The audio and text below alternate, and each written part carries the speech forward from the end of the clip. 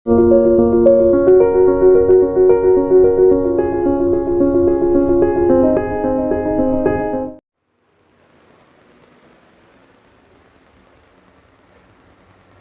हिंद दोस्तों। क्या आप जानते हैं कि आपकी जो शक्ल है वो हूबहू आपके मम्मी पापा की तरह क्यों है? कई बार मम्मियाँ गोरी हैं, पापा गोरे हैं और जो बालक या बालिका पैदा हुई है वो एकदम डिफरेंट, एकदम काले रंग का या श्याम वर्ण का। इसके पीछे की क्या कहानी है? कहीं कोई झोल तो नहीं है? या कई बार आधा कैरेक्टर मम्मी को दिखता है, जैसे कि लोग कहते हैं कि जो नाक है वो उसके बाऊ को पड़ गई है, उसके फादर को पड़ गई है, लिप्स और आंखें उसकी मम्मी को पड़ गई हैं।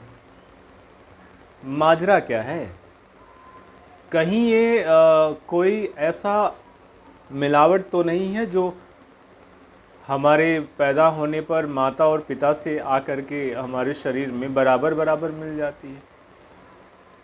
कभी भी लड़का होगा या लड़की, ये बात किस पे डिपेंड करता है?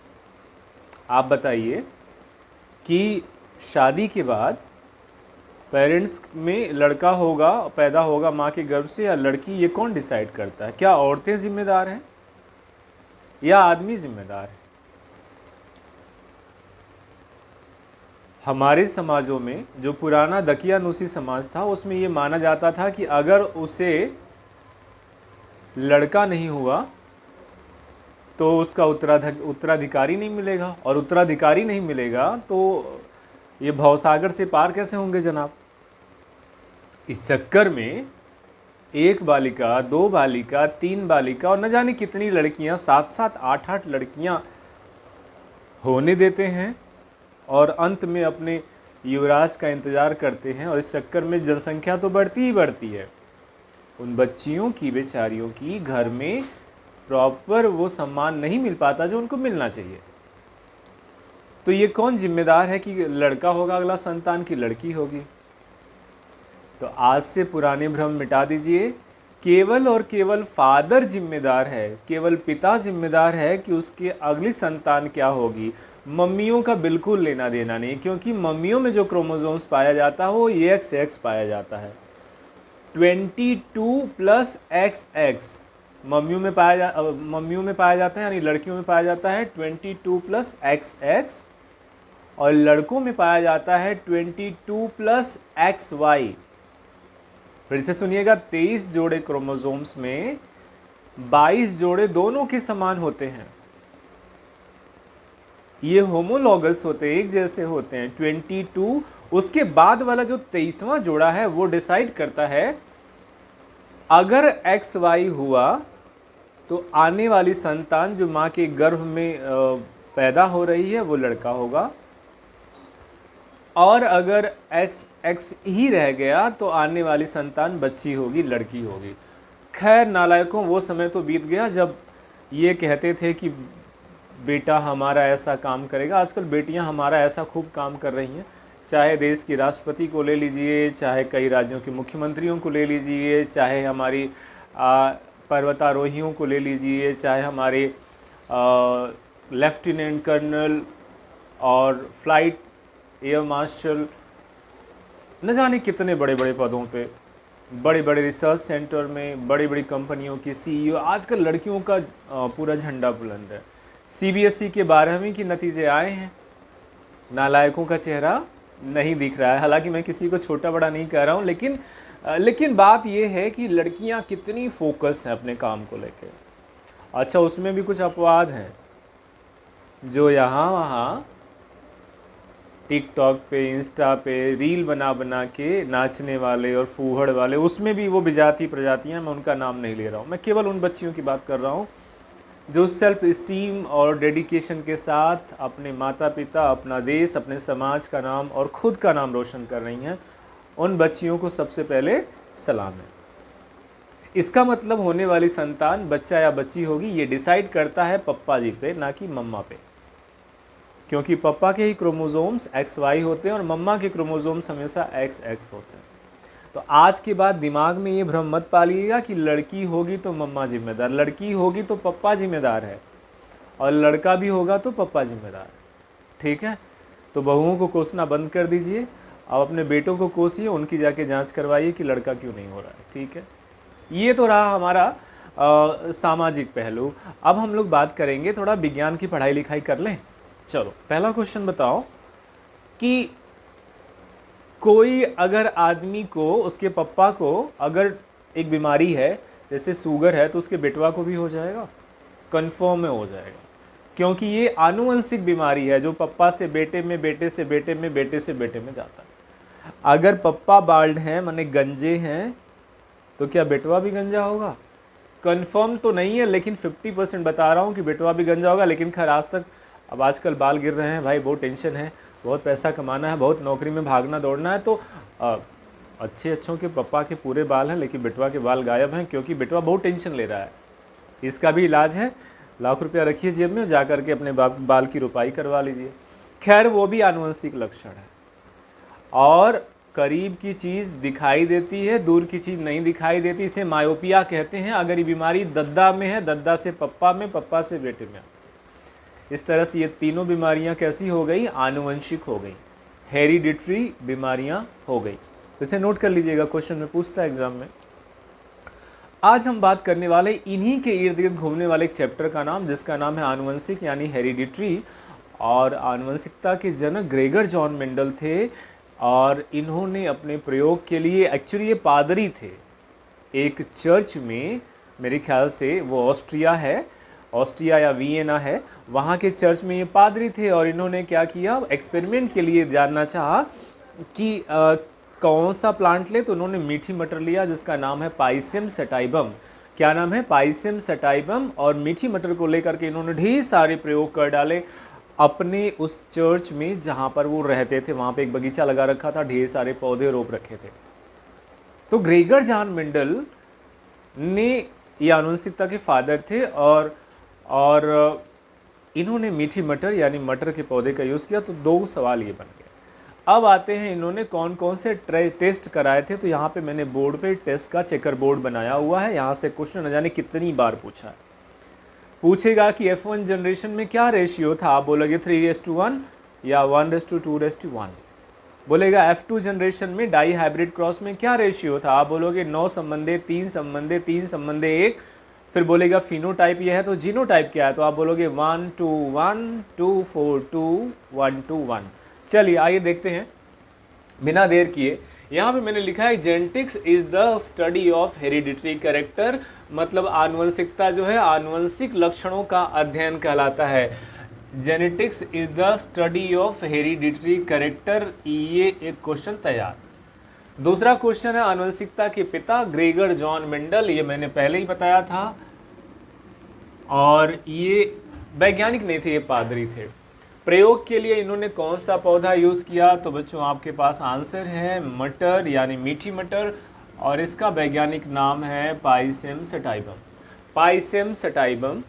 एक संकर क्रॉस इन्होंने कराया, एक लंबा पौधा लिया और एक बौना पौधा लिया। लंबे पौधे को टी कैपिटल टी से दिखाया, बौने पौधे को स्मॉल टी से दिखाया। इसके बाद जो F1 जनरेशन में जो इनकी पहली प्रोजनी हुई, तो लंबे से निकला शुद्ध लंबा और बौने से निकला शुद्ध बौना। इन दोनों का जब F1 में जब इन्होंने सेल्फ पॉलिनेशन कराया, इसका जब पॉलिनेशन कराया तो सभी संकर लंबे, यानी देखने में सारे पौधे F1 जनरेशन में लंबे थे। इनका जब लंबे पौधों का सेल्फ पॉलिनेशन यानी स्वपरागण कराया, तब 3:1 के अनुपात में फिनोटाइप प्राप्त हुआ। ये 3:1 क्या है, कैपिटल टी अलग हो गए 25%, स्मॉल टी 25%, ये अलग हो गए। बचे 50% में दोनों मिलहन थे यानी मिश्रण थे, यानी संकर थे, यानी हाइब्रिड थे। हाइब्रिड लंबे देखने में लंबे हो रहे थे, लेकिन फिर से जाके इनका सेल्फ पॉलिनेशन कराया तो यहाँ पर निकल के आया 3 लंबे और 1 बौने थे। तो कुल मिलाकर के 3:1 का अनुपात आया, और इस 3:1 के अनुपात को फिनोटाइप कहते हैं। और यही जीनोटाइप कितना हो जाएगा बच्चों, 1:2:1। ये जीनोटाइप है, ऊपर वाला फिनोटाइप था। तो इस तरह से इन्होंने कर लिया कि सिंगल मोनोहाइब्रिड क्रॉस में F1 जनरेशन में सभी संकर लंबे थे, F2 जनरेशन में 3 संबंधी एक फिनोटाइप आया और जीनोटाइप 1:2:1 आया। आते हैं डाई हाइब्रिड क्रॉस में। मेंडल ने इसको आगे और एलिबोरेट करने के लिए डाई हाइब्रिड क्रॉस बनाया, यानी द्विसंकर क्रॉस किया। इस द्विसंकर क्रॉस में क्या होता है, मेंडल ने गोल और पीला, हरा और झुर्रीदार, गोल और पीला, हरा और झुर्रीदार 4 अलग अलग कैरेक्टर लिए, चारों को लेकर के क्रॉस कराया। तो F1 जनरेशन में यानी फर्स्ट जनरेशन में जो पौधे मिले उनको जो दिखाया इन्होंने कैपिटल और स्मॉल आर, क्योंकि गोल को इन्होंने राउंड लिखा, राउंड को कैपिटल RR, पीला को इन्होंने येलो लिखा, येलो को कैपिटल YY, हरा को स्मॉल r कर दिया और झुर्रीदार को स्मॉल y कर दिया। इस तरह से F1 जनरेशन में मिश्रण मिला, यानी संकर लंबे मिले, यानी ये संकर का रिजल्ट था, यानी ये हाइब्रिड था। ये रिजल्ट कैसा था बच्चों, ये हाइब्रिड था। लेकिन उसको कंफर्म करने के लिए इन्होंने फिर उनमें सेल्फ पॉलिनेशन कराया। सेल्फ पॉलिनेशन कराने में इनको 4 अलग अलग कॉम्बिनेशन मिले, कैपिटल R के साथ स्मॉल r, कैपिटल Y के साथ स्मॉल y। इसी का 2 कॉम्बिनेशन बना और फिर इनमें से जो निकल के आया वो आया कैपिटल R के साथ कैपिटल Y, कैपिटल R के साथ स्मॉल y, स्मॉल r के साथ कैपिटल Y, स्मॉल r के साथ स्मॉल y।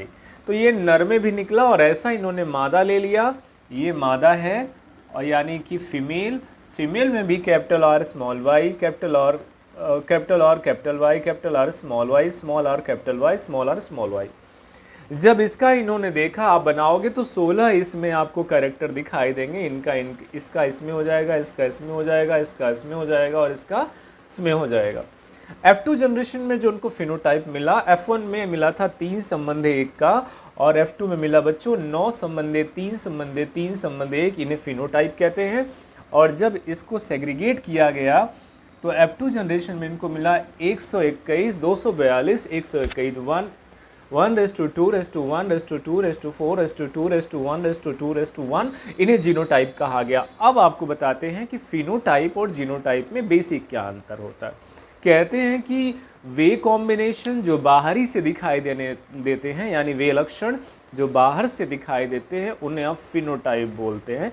और वे लक्षण जो हेरिडिटरी होते हैं, जो इंटरनल छुपे रहते हैं और अगली जनरेशन में एक्सप्रेस होते हैं, जो जीन पर छिपे रहते हैं, उन्हें जीनोटाइप कहते हैं। मोटा मोटी समझिएगा, क्योंकि ये सामान्य विज्ञान है। इन सब आधार पर मेंडल साहब ने 3 नियम दिया। पूछता है कि मेंडल का कौन सा नियम है या नहीं है। पिछले वीडियो में हमने बताया था कि डार्विन और लेमार्क के भी वो सिद्धांत पूछता है। तो मेंडल का नियम था, पहला था लॉ ऑफ डोमिनेंस। उन्होंने कहा कि 2 अलग अलग कैरेक्टर लेकर के अगर हम हाइब्रिड उनमें क्रॉस कराते हैं तो डोमिनेंस मतलब पहली पीढ़ी में हमेशा प्रभावी लक्षण अगर वो लंबा है तो वो दिखाई देगा। अगर गोरा सांवला है तो आप जान लीजिए गोरा दिखाई देगा, अगर डोमिनेंट गोरा है तो हो सकता है अगले में काला दिखाई दे, लेकिन जो प्रभावी लक्षण है वो दिखाई देते हैं। लॉ ऑफ डोमिनेंस दूसरा लक्षण है, दूसरा जो नियम है पृथक्करण या शुद्धता का नियम, इसे बोलते हैं लॉ ऑफ प्योरिटी यानी शुद्धता का नियम, या लॉ ऑफ सेग्रीगेशन। क्या होते हैं कि जब इन्होंने कहा कि जब सेल्फ पॉलिनेशन कराते हैं तो जो लक्षण होते हैं वो अपने संबंधित जीन जो होते हैं वो अपने सेग्रीगेट हो जाते हैं, जैसा कि आपने सेल्फ पॉलिनेशन में देखा था। और कहते हैं स्वतंत्र अभ्यूहन का नियम, कहते हैं कि जब सेग्रीगेशन हो जाता है तो उसमें वो सारे लक्षण जो प्योर हैं, चाहे वो काला हो चाहे गोरा, तो काला अलग दिखाई देगा प्योरिटी, गोरा अलग दिखाई देगा, और अगर लंबा है तो लंबा पौधा अलग दिखाई देता, वो अलग हो जाता है, अपनी शुद्धता दिखाता है, और अगर बौना पौधा है तो अपनी शुद्धता दिखाता है। इस तरह से 3 नियम इंपॉर्टेंट हैं। इसके बाद अगला है कि क्रोमोसोम्स नाम किसने दिया, तो वॉल्टेयर ने दिया, और क्रोमोसोम्स में पाए जाने वाले पदार्थ को जीनोम कहते हैं। क्रोमोसोम्स नाम किसने दिया, वॉल्टेयर ने दिया, और क्रोमोसोम्स पर पाए जाने वाले पदार्थ को क्या कहते हैं, जीनोम कहते हैं। ध्यान दीजिएगा, क्रोमोसोम्स बड़ी इकाई है, उसके अंदर जीनोम पाया जाता है, जीनोम के अंदर जीन पाया जाता है। तो एग्ज़ाम में पूछता है कि डीएनए, क्रोमोसोम्स और जीन को अरेंज करिए, तो आपका आंसर क्या हो जाएगा, सबसे बड़ा डीएनए, डीएनए के अंदर क्रोमोसोम्स, क्रोमोसोम्स के अंदर जीन, ठीक है। और उसके बाद क्या है, मानव में 20 एमिनो एसिड पाए जाते हैं, बाकी के एमिनो एसिड को सिंथेसिस करता है। तो अगला क्वेश्चन आएगा कि मानव में कितने amino acid, essential amino acid पाए जाते हैं, तो आपका उत्तर हो जाएगा कि मानव में 20 इसेंशियल एमिनो एसिड पाए जाते हैं और बाकी की वो सिंथेसिस बाहर से करता है। एक और छोटा सा रह गया, सहलग्नता क्या होती है। कह रहा है कि एक ही क्रोमोसोम्स पर, मान लीजिए ये क्रोमोसोम्स है, इस पे जो इसी क्रोमोसोम्स पर जो जीन है, इनमें एक साथ में हेरिडिटरी होने का जो टेंडेंसी होता है उसे सहलग्नता कहते हैं। एक ही क्रोमोसोम्स पर स्थित जीनों में एक साथ वंशागत होने की प्रवृत्ति, मतलब tendency to get heredity is known as linkage. और जैसे लिंकेज यानी लिंग संलग्नता के कौन कौन से एग्जाम्पल हैं, तो यहाँ पे लिखा हुआ है बच्चों, कलर ब्लाइंडनेस मतलब कि वर्णांधता, हीमोफिलिया जिसके कारण रक्त का थक्का नहीं जमता है, बार्डनेस गंजापन, मायोपिया यानी निकट दृष्टि दोष। मायोपिया को क्या बोलते हैं, निकट दृष्टि दोष। ठीक है, तो कुल मिलाकर के हमने आज देखा कि मेंडल साहब ने किस चीज़ पे एक्सपेरिमेंट किया और जहाँ से बात आई थी कि भाई किसी भी चीज़ में किसके किसके लक्षण होते हैं। अगर संतान पैदा हो रहा है तो आपका उत्तर होगा जनाब, इसमें संभावना पूरी है कि 50% माता के लक्षण होंगे, 50% पिता के लक्षण होंगे, क्योंकि पिता का जो शुक्राणु है यानी जो उनका बीज है और माँ का जो ओवम है यानी अंडा है, जब ये दोनों फ्यूज होते हैं तो अर्धसूत्री विभाजन के दौरान गुणसूत्रों में लक्षणों का जीन के द्वारा होकर के इक्वल डिस्ट्रीब्यूशन होना चाहिए। इस तरह से लक्षण दोनों के ही आने चाहिए। ये बात और है कि कई बार बेटा अपनी माँ को पड़ जाता है और बेटियाँ अपने फादर को पड़ जाती हैं, और कई बार एक नई तरह की संतान पैदा हो जाती है। तो अब क्या होता है भाई, दोनों गोरे गोरे हैं, बेटा अगर काला यानी श्याम वर्ण का पैदा हो गया तो लोग कमेंट करने लगते हैं कि भाई कुछ कहीं पे दाल में कुछ काला तो नहीं, तो दाल वाल में कुछ नहीं काला होता है, हो भी सकता है, मुझे नहीं पता, आई डोंट नो। लेकिन हाँ इतना जान लीजिए कि कई बार जो है बीच में वेरिएशंस भी आते हैं, तो इस तरह संतानें थोड़ी सी अलग हो जाती हैं। आपको ये वीडियो अगर पसंद आया होगा तो कमेंट में ज़रूर लिखिएगा, या कोई आपको लगता है कि इम्प्रूवमेंट चाहिए तो आप उसे भी लिखिएगा, आपकी राय सराखों पर। लेकिन एक चीज़ आपसे कहता हूँ कि वीडियो देखने के बाद जाइए और MCQ लगाइए। MCQ क्वेश्चन लगाएंगे तो आपको रियल इसकी ग्रेविटी का अंदाज़ा लगेगा। अगर आपको वीडियो से लाभ मिल रहा है तो अपने दोस्तों, मित्रों और जो बच्चे तैयारी कर रहे हैं उनको ये वीडियो शेयर करिएगा। हाँ, और हमारा चैनल सब्सक्राइब कर लेंगे तो इससे हमें मोटिवेशन मिलेगा। अपना ख्याल रखिए। सावन के दूसरे सोमवार में आप लोगों को महादेव की ओर से ढेर सारा आशीर्वाद मिले, आप लोगों को ढेर सारी शुभकामनाएँ, आप लोगों का जल्दी से जल्दी सिलेक्शन हो जाए, जिसके लिए आप न जाने कितने लंबे अरसे से लगे हैं अपने संसाधनों को लगा के। आप में से कई छात्र बहुत मेहनत कर रहे होंगे, लेकिन मेरे प्यारे बच्चों इसमें दो चीज़ का होना बहुत ज़रूरी है। एक तो आपका डेडिकेशन मतलब समर्पण, दूसरा हार्ड वर्क, और तीसरा अलमाइटी की ब्लेसिंग, जिसको भी आप मानते हो उसका आशीर्वाद होना ज़रूरी। अपना ख्याल रखिए, ऐसे ही पढ़ते रहिए। मिलेंगे फिर अगले वीडियो में। जय हिंद।